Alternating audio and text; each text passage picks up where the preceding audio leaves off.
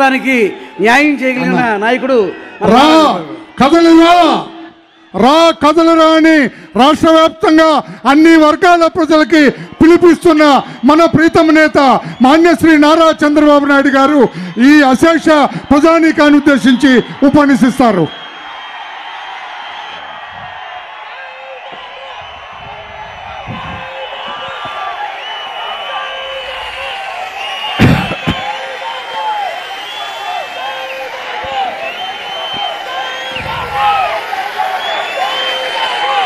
ఆపండి తమిళ్ళు.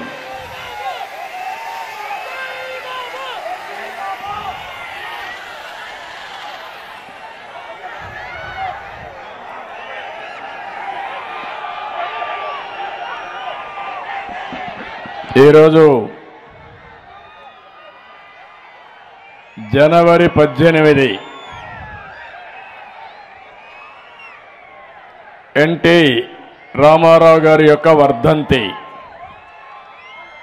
ఈ సందర్భంగా గుడివాడలో రా కదిలిరా పిలిపిస్తే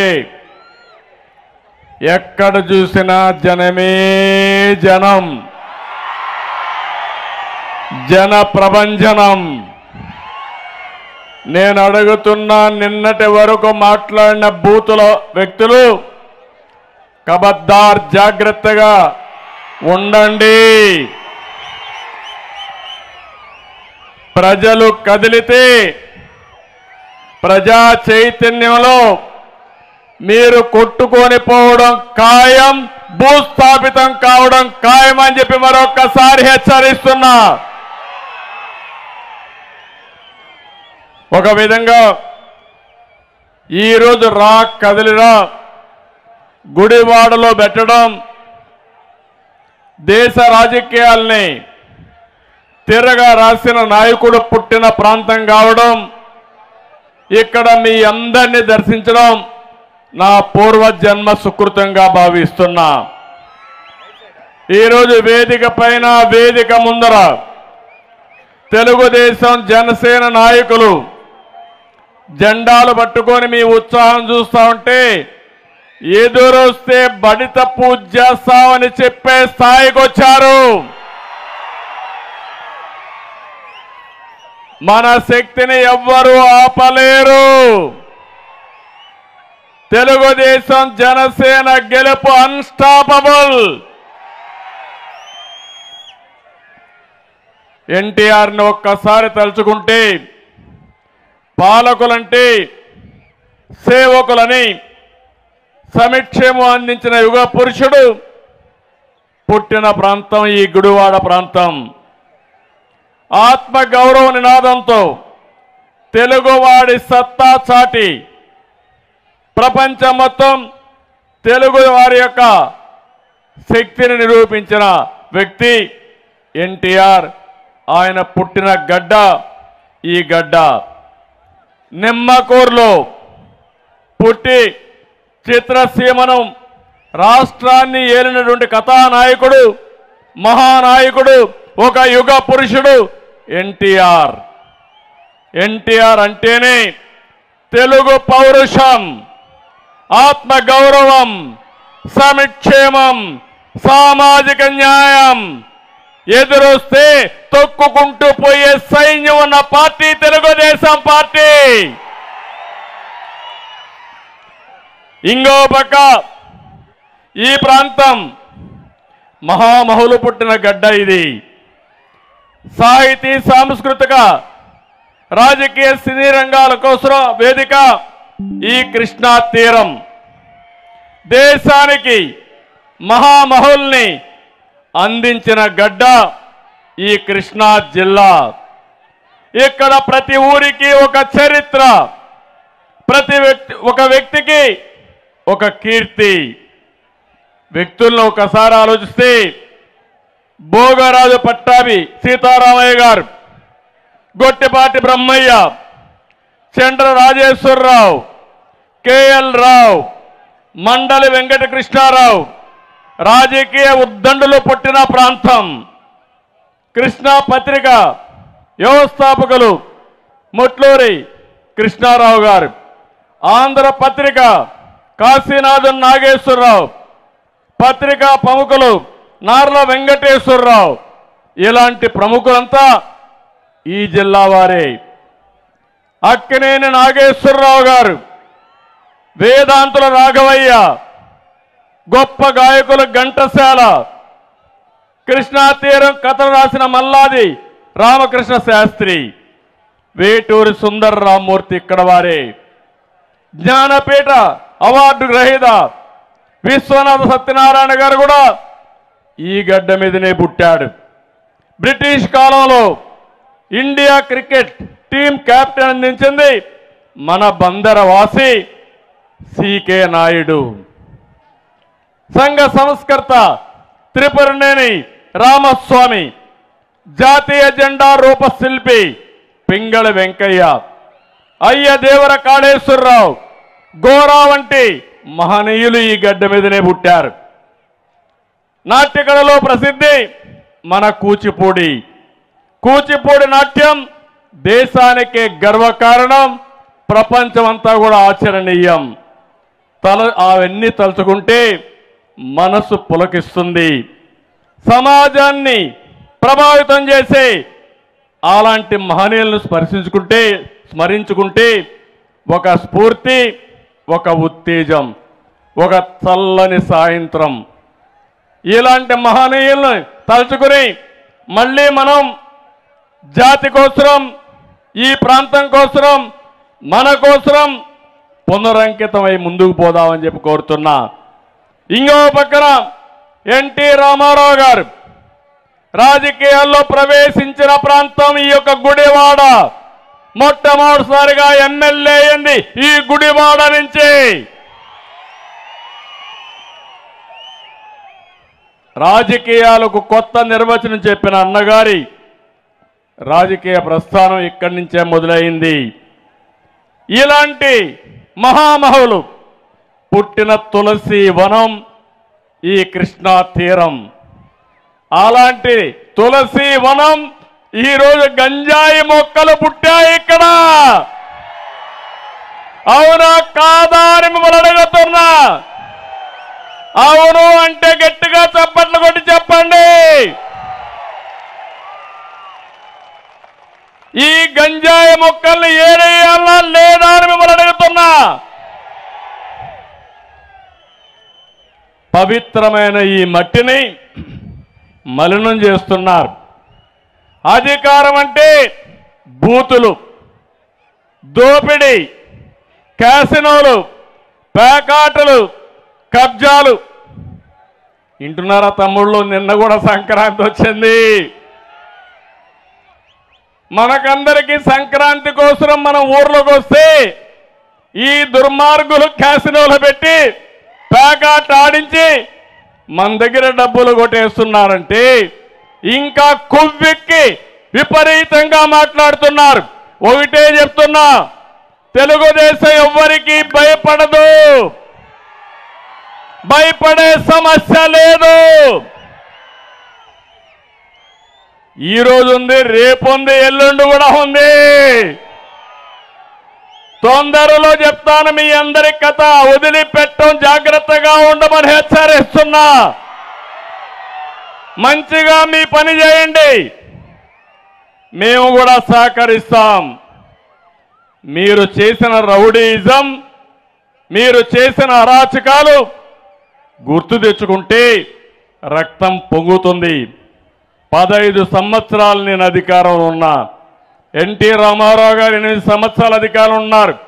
22 సంవత్సరాలుగా మనం కూడా ఆలోచించుంటే ఈ గంజాయి మొక్కలు పెరిగేటి ఆ తమ్ముళ్ళు అని మిమ్మల్ని అడుగుతున్నా. ఇంకో పక్క ఒక ముఖ్యమంత్రి పదవికి అర్హత లేని వ్యక్తి ముఖ్యమంత్రి అయ్యాడు. అందుకే చూస్తే బూతిశ్రీ అయితే ఆయనకి ఎమ్మెల్యే పదవి, బూతు రత్న అయితే ఆయనకు ఎంపీ పదవి, బూతు సామ్రాట్ అయితే అతనికి మంత్రి పదవి. ఇది ఈరోజు రాష్ట్రంలో ఉండే రాజకీయం. ఎంపీ అంటే పార్లమెంట్లో మాట్లాడి కేంద్రాన్ని మెప్పించి 1-2 ప్రాజెక్టులు తేవాలి. కానీ ఇక్కడుండే సైకో అంటాడు, ఆ ఎంపీని ఒకటి అడుగుతున్నాడు, అవన్నీ అవసరం లేదు, చంద్రబాబును తిట్టావా, పవన్ కళ్యాణ్ తిట్టావా, లోకేష్ని తిట్టావా, వీడియో ఉందా, అది నేను చూడలేదు కాబట్టి నీకు టికెట్ ఇవ్వనబో అన్నాడు ఇక్కడ ఎంపీకి. ఇన్నారా తమ్ముళ్ళు? ఇది రాజకీయం. రాజకీయానికి కొత్త భాష్యం చెప్పి అపహాస్యం చేసే పరిస్థితికి వచ్చారు. ఇంకొక పక్క ఒక బీసీ ఎంపీ కర్నూలు నుంచి మాట్లాడుతున్నాడు, 5 ఏళ్లలో 2 సార్లు కూడా ముఖ్యమంత్రిని గెలవలేదు, అపాయింట్మెంటే ఇవ్వలేదు అని ఒక ఎంపీ, ఒక వెనుకబడిన వర్గాల ఎంపీ చెప్పాడంటే ఈ ముఖ్యమంత్రికి ఎంత అహంభావమో ఒకసారి ఆలోచించండి. అలాంటి అహంభావం ఉండే ముఖ్యమంత్రి ఈ రాష్ట్రానికి ముఖ్యమంత్రిగా ఉండడానికి అర్హత లేదని చెప్పి నేను మీకు తెలియజేస్తున్నా. ఇంకో పక్క ఒకడున్నాడు, సంక్రాంతి సంబరాలని పేదల పెన్షన్లు డబ్బులు కట్ చేసి వాటితో డ్యాన్సులు వేస్తాడు. ఒక అతను సంక్రాంతి సంబరాలని క్యాసినోలు తీసుకొస్తాడు, పేకాట శిబిరాలు పెడతాడు. ఇంకొక ఆయన అప్పుల కోసమే ఆర్థిక మంత్రి, ఎక్కడ చూసినా అప్పులు, 13 లక్షల కోట్ల రూపాయలు అప్పు చేశారు. నేను అడుగుతున్నా, ఈ అప్పులు ఎవడు కడతాడని నేను అడుగుతున్నా. ముఖ్యమంత్రి కడతాడా, సాక్షి పేపర్ కడుతుందా, లేకపోతే జగతి పబ్లికేషన్స్ కడుతుందా? కడాన ఈ అప్పులు కట్టే బాధ్యత ఇక్కడుండే ప్రజానీకం ఉంది, అవునా కాదా అని మిమ్మల్ని అడుగుతున్నా. అప్పులు చేస్తున్నారు, అప్పులు చేసి వీళ్ళు వెళ్ళిపోతే మనమే కట్టాలి ఈ డబ్బులంతా. నేను ఒకటే అంటున్నా, మీరు ఒకసారి ఆలోచించండి. అప్పులు చేసేది వీళ్ళు, దుర్మార్గాలు చేసేది వీళ్ళు, నేరాలు చేసేది వీళ్ళు, ఘోరాలు చేసేది వీళ్ళు, బూతులు తిట్టేది వీళ్ళు, మళ్ళా మన మీద నెపాలేసి కాలక్షేపం చేస్తూ ముందుకు పోతున్నారు. అందుకే ప్రజలు ఆలోచించుకోవాల్సిన అవసరం ఉంది. నీతి మాలినటువంటి బూతుల వ్యక్తులకి ఓటేస్తే ఈ రాష్ట్రానికి అరిష్టం తప్ప ఇంకోటి కాదని చెప్పి నేను మీకు తెలియజేస్తున్నా. అందుకే సమాజంలో ఇలాంటి చెడు వ్యక్తులు వచ్చినప్పుడు అలాంటి చెడు వ్యక్తులకి రేపు రాబోయే ఎన్నికల్లో చిత్తుగా ఓటు ద్వారా ఓడించి వాళ్ళకు బుద్ధి చెప్పే బాధ్యత మీ అందరిపైన ఉంది. ఇంకో పక్క ఒక్కసారి ఆలోచించండి. నాడు ముద్దులు, నేడు గుద్దుడే గుద్దుళ్ళు, అవునా కాదా? ఎన్నికల సమయంలో ముందుగా ఒక మోసగాడు ముద్దులు పెట్టుకుంటూ వచ్చాడు. అయిన తర్వాత నేను అడుగుతున్నా, మీ జీవితాల్లో మార్పు వచ్చిందా అని మిమ్మల్ని అడుగుతున్నా. మీ ఆదాయం పెరిగిందా అని మిమ్మల్ని అడుగుతున్నా. మీ ఖర్చులు తగ్గాయా అని మిమ్మల్ని అడుగుతున్నా. నిత్యావసర వస్తువుల ధరలు పెరిగాయా లేదా? పెరిగాయంటే చేయి పైకి చూపించండి. నిత్యావసర వస్తువుల ధరలన్నీ పెరిగాయి. ఈరోజు ఏమాత్రం కూడా పేదవాడు పండగ కూడా చేసుకోలేని పరిస్థితికి వచ్చారు. ఇంకో పక్క 200 రూపాయలు కరెంటు ఛార్జీలుంటే ఈరోజు కరెంటు ఛార్జీలు ఎంత అని అడుగుతున్నాం మిమ్మల్ని. 1000 రూపాయలు, అవునా కాదా? 4 రెట్లు 5 రెట్లు పెరిగిపోయింది. మద్యం క్వార్టర్ ఆ రోజు 60 రూపాయలు ఉంటే ఇప్పుడు ఎంత తమ్ముళ్ళు? 200, అవునా కాదా? పెంచిన 150 రూపాయలు ఎవరు జోబులోకి పోతా ఉంది? ఎవరు జోబులోకి పోతా ఉంది? నాసి రకం మద్యం, అవునా కాదా? సొంత బ్రాండ్లు, అవునా కాదా? దోపిడీ, అవునా కాదా? దోపిడీని అరికట్టాలా లేదా? ఏంటి అరాచకం? అడిగితే కేసుల మీద కేసులు. అంటే తమ్ముళ్ళు, ధైర్యంగా ఉండండి. ప్రతి ఒక్కడికి వడ్డీతో సహా చక్ర వడ్డీ చెల్లిస్తాం. మొన్నే చూశారు తిరుపతిలో ఒక ఆయన మున్సిపల్ ఎలక్షన్లో ఐఏఎస్ ఆఫీసరు ఎగిరిగిరి పడ్డాడు. 20,000 దొంగ ఓట్లు రిజిస్టర్ చేశాడు. ఈరోజు ఎలక్షన్ కమిషను అతన్ని సస్పెండ్ చేశారు. అయిపోయింది ఆయన పని. సిగ్గైనా ఉండాలా. ఇప్పుడు ఒత్తిడి తీసుకొస్తారు వీళ్ళు పోలీసుల పైన కూడా. తమ్ముళ్ళు జాగ్రత్తగా ఉండండి. రేపు మళ్ళా శిక్ష పడితే మీకే పడేది. వీళ్ళు మిమ్మల్ని ఎవ్వరూ కాపాడలేరు. ఆ విషయం వీళ్ళందరూ గుర్తుపెట్టుకోవాల్సిన అవసరం ఉంది. నేను అడుగుతున్నా, పెట్రోల్ డీజిల్ ధరలు పెరిగాయా లేదా? బాగా పెరిగాయా లేదా? పన్నులు పెరిగాయా లేదా? అన్నీ పెరిగాయా లేదా? దీనివల్ల మీరు నష్టపోయారు, అవునా కాదా? అందరూ నష్టపోయారు. ఒక వర్గం కాదు. ఒక చిన్న కిళ్ళి కొట్టు పెట్టుకున్న వ్యక్తి, ఒక కూలి పని చేసుకునే వ్యక్తి, ఒక రైతు ఎవరైనా బాగున్నారా అని మిమ్మల్ని అడుగుతున్నా. గిట్టుబాటు ధర వచ్చిందా అని మిమ్మల్ని అడుగుతున్నా. మీ పంట కొన్నారా అని మిమ్మల్ని అడుగుతున్నా. సకాలం నీళ్ళు ఇచ్చారా అని మిమ్మల్ని అడుగుతున్నా. 1-2 సమస్యలు కదా, అన్ని సమస్యలే. ఇలాంటివన్నీ చేసి అందరూ నష్టపోయారు. అందుకే ఒక్కసారి మీరు ఆలోచించండి. చెత్త మీద కూడా పన్నేసిన చెత్త ముఖ్యమంత్రి, పనికి మారిన ముఖ్యమంత్రి, చరిత్రలో ఎప్పుడూ చూడని పిచ్చి తుగ్లక్ ఈ జగన్మోహన్ రెడ్డి. ఇంటి పన్ను పెంచారు, కరెంటు ఛార్జీలు పెంచారు, మద్యం రేట్లు పెంచారు, ఆర్టీసీ రేట్లు పెంచారు. అన్నీ పెంచి మీకు 10 రూపాయలు ఇచ్చి 100 రూపాయలు దోచేసుకుంటున్నారు. ఇది దోపిడీ ప్రభుత్వం తప్ప ఇంకోటి కాదని చెప్పి నేను మీకు తెలియజేస్తున్నా. ఇంకో పక్కన పన్నులు కానీ, పెరిగిన ధరలు కానీ 4 ఏళ్లలో ఒక్కొక్క కుటుంబం పైన 4 నుంచి 6 లక్షల రూపాయలు అదనంగా భారం పడే పరిస్థితి తీసుకొచ్చారు. ఎప్పుడైనా సరే ఒక సమర్థవంతమైన పాలన, సుపరిపాలన, పేదవాళ్ళకి కష్టాలు లేకుండా వాళ్ళ ఖర్చులు తగ్గించి ఆదాయం పెంచి వాళ్ళని ఆదుకునేది సరైన ప్రభుత్వం.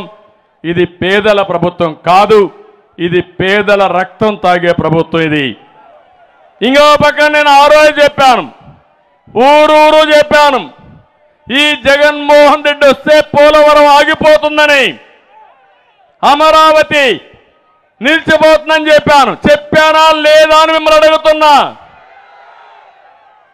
ఈరోజు పోలవరం గోదావరిలో ముంచేశాడు, అమరావతిని చెడబట్టాడు.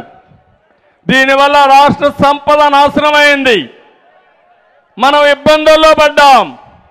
అన్ని అరిష్టాలకు కారణం వీళ్ళు చేసిన తప్పుడు పనులేనని చెప్పి నేను మీకు తెలియజేస్తున్నా. ఇంకో పక్క ఈ ముఖ్యమంత్రిని ఒక్కసారి మీరు గుర్తుపెట్టుకోవాల్సింది, ఎంత టైం అయినా మాట్లాడుతూ ఉంటే ఒక పెత్తందారు, ఆయన నోటి నుంచి వచ్చే మాటలన్నీ పేదల గురించి మాట్లాడే పరిస్థితి వచ్చాడు. నేను ఒక విషయం మీరు గుర్తుపెట్టుకోమంటున్నాను. దగ్గర 100 సంక్షేమ కార్యక్రమాలు రద్దు చేశారు. అన్నా క్యాంటీన్, విదేశ విద్య, చంద్రన్న బీమా, పండుగ కానుకలు, పెళ్లి కానుకలు, రైతులకు సబ్సిడీలు, బీసీలకు సంబంధించి 30 పథకాలు, ఎస్సీలకు సంబంధించి 27 పథకాలు, ఎస్టీ పథకాలు, మైనారిటీ పథకాలు రద్దులు చేసిన రద్దుల ప్రభుత్వం ఈ జగన్మోహన్ రెడ్డి ప్రభుత్వం. ఇలాంటి పనులు చేసి ఈరోజు సమాజంలో మళ్ళా మాట్లాడుతున్నాడు. పేదవాడికి, పెత్తందారికి పోరాటమని. ఈ దేశంలో అసలైన సిసలైన పెత్తందారు ఈ జగన్మోహన్ రెడ్డి. పేదవాడు నిరుపేదయ్యాడు. ఈ ముఖ్యమంత్రి మాత్రం కోటీశ్వరుడయ్యాడు. దేశంలో అందరి ముఖ్యమంత్రుల కంటే అత్యంత ధనిక ముఖ్యమంత్రి ఈ జగన్మోహన్ రెడ్డి అని చెప్పి నేను మీకు తెలియజేస్తున్నా. ఆయన లెక్కలే చెప్పాయి. 510 కోట్ల రూపాయలతో దేశంలో ఉండే అందరు ముఖ్యమంత్రుల సంపద ఎంత ఉందో దానికంటే ఎక్కువ ఈయన ఉందంటే అది ఈయన యొక్క వ్యవహారం.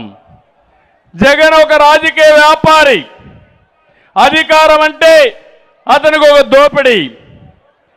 బ్రిటిష్ వాళ్ళు వచ్చారు వ్యాపారం పేరుతో, తర్వాత వచ్చి రాజ్యాధికారాన్ని చేపట్టారు. దేశంలో ఉండే సంపదంతా కొల్లగొట్టారు. కడాన మన కోహినూరు డైమండ్ కూడా ఈరోజు బ్రిటన్కి తీసుకుపోయే పరిస్థితికి వచ్చాడు. జగన్మోహన్ రెడ్డి సొంత వ్యాపార సంస్థ పెట్టాడు. ఎక్కడికక్కడ సంపదంతా కూడా ఇసుక, మద్యం, భూ కుంభకోణాలు, సెటిల్మెంట్లు, ఎక్కడ చూసినా దోపిడీనే దోపిడీ. ఇవన్నీ చాలకుండా ఇప్పుడు కొత్తగా ఒక చట్టం తీసుకొస్తున్నాడు, భూరక్షణ చట్టం. అది భూరక్షణ చట్టం కాదు, భూభక్షణ చట్టం. రేపు రాబోయే రోజుల్లో ఈ చట్టం వస్తే తమలో ఇప్పుడే చూస్తున్న విషయాలు కూడా చెప్తాను. మీ ఆస్తులు వీళ్ళు కొట్టేస్తున్నారు. రేపు రాబోయే రోజులు మీ భూమి మీది కాదు. ఇప్పుడు ఓట్ల దొంగలు పడ్డారు, రేపు భూముల దొంగలు పడతారు. మనకు అన్ని ఇబ్బందులు వస్తాయని చెప్పి కూడా నేను మీకు తెలియజేస్తున్నా. అందుకని నేను టోటల్గా చెప్తున్నా, ల్యాండ్ టైటిలింగ్ యాక్ట్, భూరక్షణ చట్టం తెలుగుదేశం వస్తానే రద్దు చేస్తాం, యథావిధిగా ముందుకు పోతామని మీ అందరికీ హామీ ఇస్తున్నా. దుర్మార్గుల చేతుల్లో టెక్నాలజీ ఉంటే అత్యంత ప్రమాదకరం. ఏమి బాధ లేదు. మీ భూమి పక్కన 22A అని ఒక్క లెటర్ రాస్తే ఇంకా నీ భూమి పని అయిపోయింది. ఇది గవర్నమెంట్ భూమి అయిపోతుంది ఒక్కదాంతోనే. దానిపైన నువ్వు అప్పీల్ కూడా పోవడానికి వీల్లేదు. నేరుగా హైకోర్టుకు పోవాలి. ఎంతమంది హైకోర్టుకు పోతారని అడుగుతున్నా. ఇలాంటి పనికి మాలిన పనులన్నీ చేసే పరిస్థితికి వచ్చారు. మళ్ళీ ఈరోజు మనం చూస్తున్నాం, మళ్ళా కొత్త డ్రామా వేస్తున్నాడు. నిన్న మొన్న మీరు చూశారు, మీ బిడ్డ అంటూ ఎన్నికల ప్రచారానికి వస్తున్నాడు. మీరు ఒకటే చెప్పాలి, నువ్వు మా బిడ్డ కాదు, రాష్ట్రానికి పట్టిన క్యాన్సర్ గడ్డ, మిమ్మల్ని వదిలించుకుంటామని చెప్పాలి. సినిమాల్లో, పాత సినిమాల్లో చూసేవాడు నాగభూషణాన్ని, జ్ఞాపకం ఉందా మీకు? తడిగుడ్డతో గొంతులు కోసేవాడు. అలాంటి తడిగుడ్డతో గొంతులు కోసే రకం ఈ జగన్ అని చెప్పి కూడా నేను మీకు తెలియజేస్తున్నా. అన్ని కుట్రలే, అన్ని కుతంత్రాలే. చేసేది మాత్రం మీరు చూశారు. బాబాయ్ ఏమైంది? బాబాయ్ ఊ కిల్డ్ బాబాయ్. ఎన్ని డ్రామాలు జరిగాయి బాబాయ్ దీంట్లో. ఇప్పటికి కూడా అసలు వాళ్ళు అరెస్ట్ అయ్యారా అని నేను అడుగుతున్నా. అసలు వాళ్ళు అరెస్ట్ కారు. కడాన మీరు చూస్తే ఆయన కూతురు, ముఖ్యమంత్రి చెల్లెలు, ఆవిడ మీదనే కేసులు పెట్టారు. సిబిఐ పైనే కేసులు పెట్టే పరిస్థితికి వచ్చారు. ఏమనాలి వీళ్ళని అడుగుతున్నా అంటే అడిగేవాళ్ళు లేరు. ఏం చెప్పినా నమ్మతారు. దౌర్జన్యం చేయాలని చేసే పరిస్థితికి వచ్చారు. నిన్నే చూశారు కోడి కత్తి సీను. ఏం తమ్ముళ్ళు, ఆ కోడి కత్తి సీను ఏమయ్యాడు? ఇప్పుడు ఎన్నేళ్ళయింది? 5 సంవత్సరాలు. ఒక దళిత వ్యక్తి ముఖ్యమంత్రి ఆ రోజు చెప్పాడు, నేనేదో లైట్గా పొడిస్తే ముఖ్యమంత్రి అవుతాడని. ఆయన లైట్గా పొడిచానని ఆయన చెప్తే, కాదు నన్ను హత్యా ప్రయత్నం కోసం వచ్చాడని మన మీద నేరం వేయాలని ప్రయత్నం చేసి పాపం ఆ కోడికత్తి సీను జైల్లోనే ఉండిపోయే పరిస్థితికి వచ్చాడు. అంటే ఎలాంటి ప్రమాదకరమైన వ్యక్తో మీరు గుర్తుపెట్టుకోవాలి.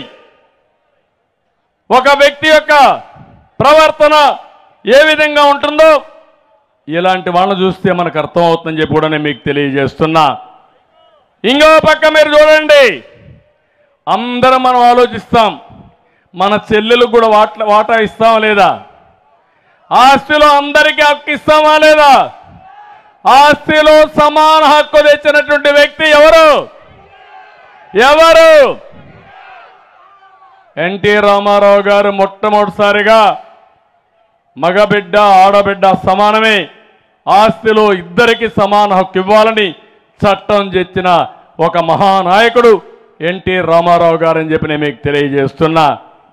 కనీసం ఆస్తిలో హక్కు కూడా ఇచ్చే పరిస్థితిలో లేడు.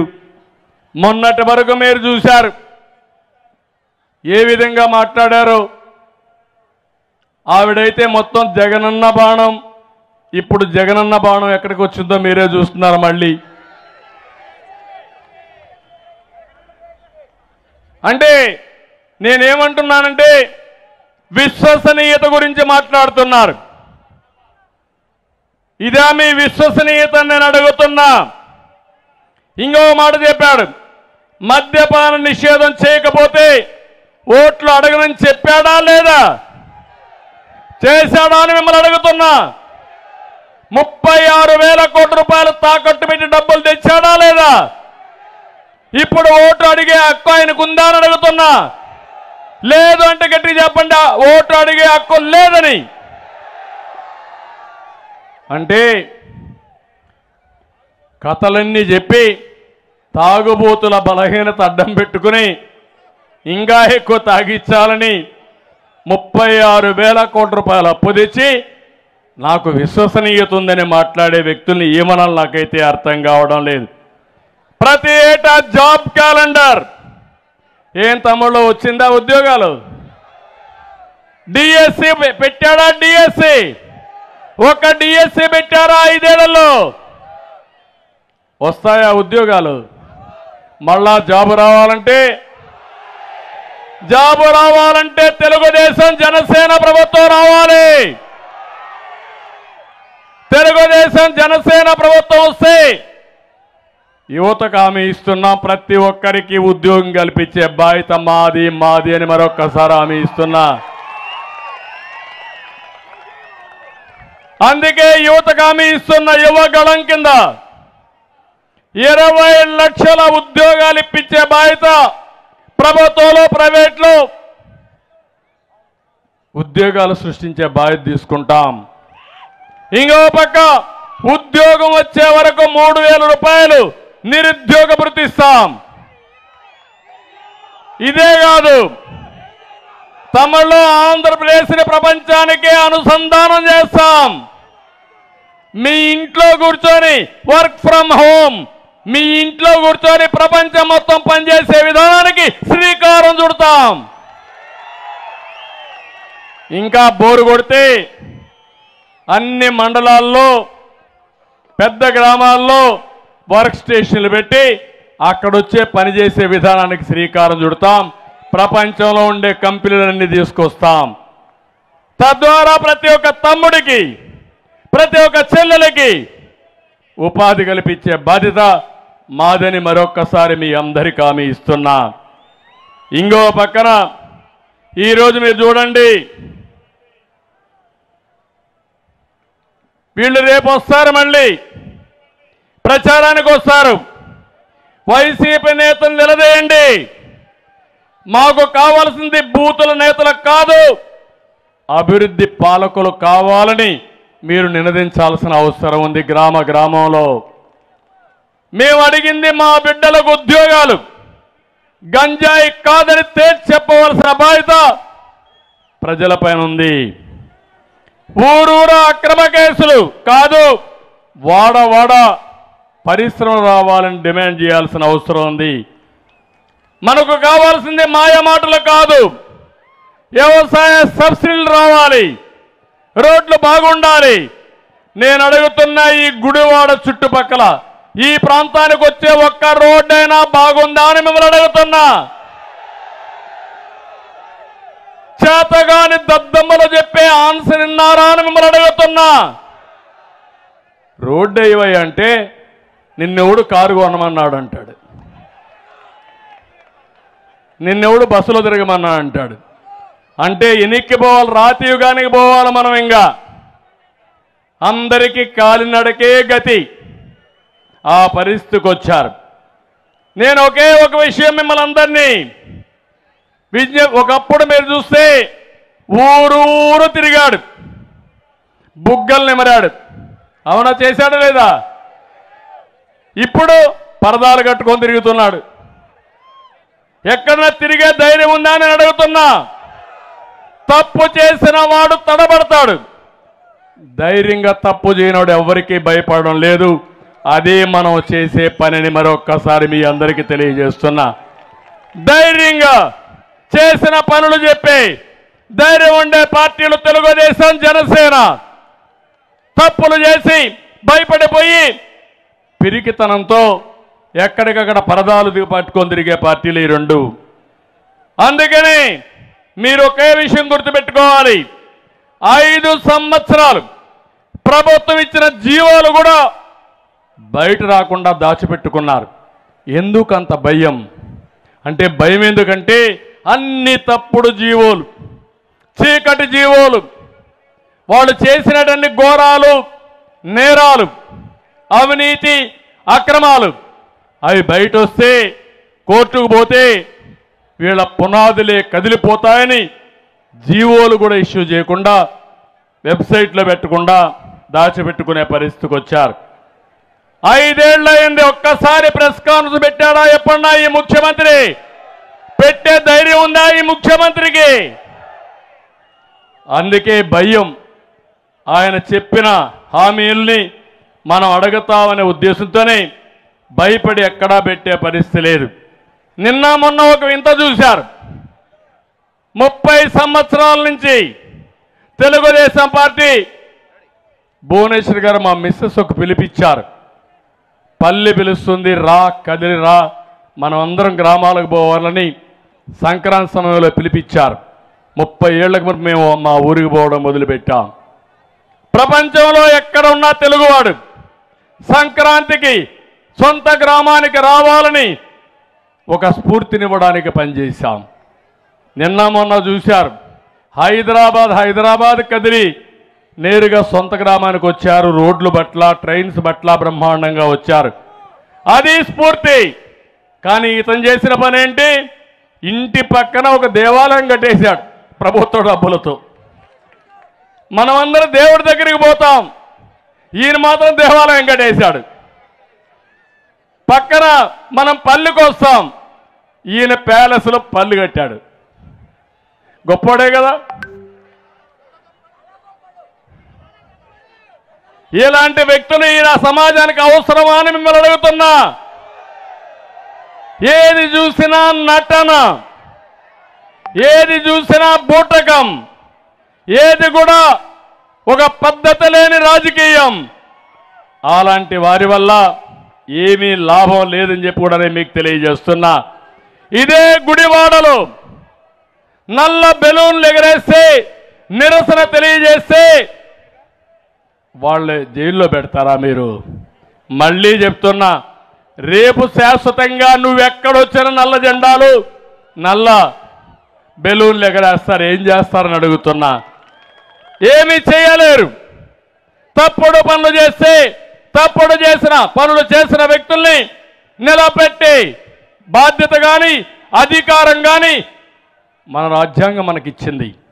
ఆ రాజ్యాంగాన్ని రాసింది అంబేద్కర్ గారు రాశారు తప్ప జగన్మోహన్ రెడ్డి కాదు, రాజారెడ్డి కాదని మీ అందరికీ విజ్ఞప్తి చేస్తున్నా. అంబేద్కర్ గారు రాసిన రాజ్యాంగాన్ని ఫాలో అవుతాం, హక్కుల కోసం పోరాడతాం, సాధిస్తాం, భయపడం. భయం అనేది తెలుగుదేశం పార్టీకి, జనసేనకి ఎవ్వరికి లేదు అని మరొకసారి విజ్ఞప్తి చేస్తున్నా. అందుకే నేను కార్యక్రమం ఇచ్చాను. బాబు షూరిటీ, భవిష్యత్ గ్యారంటీ. సంపద సృష్టించడం తెలిసిన పార్టీ తెలుగుదేశం పార్టీ, అవునా కాదా? ప్రభుత్వ ఆదాయాన్ని లూటీ చేసే పార్టీ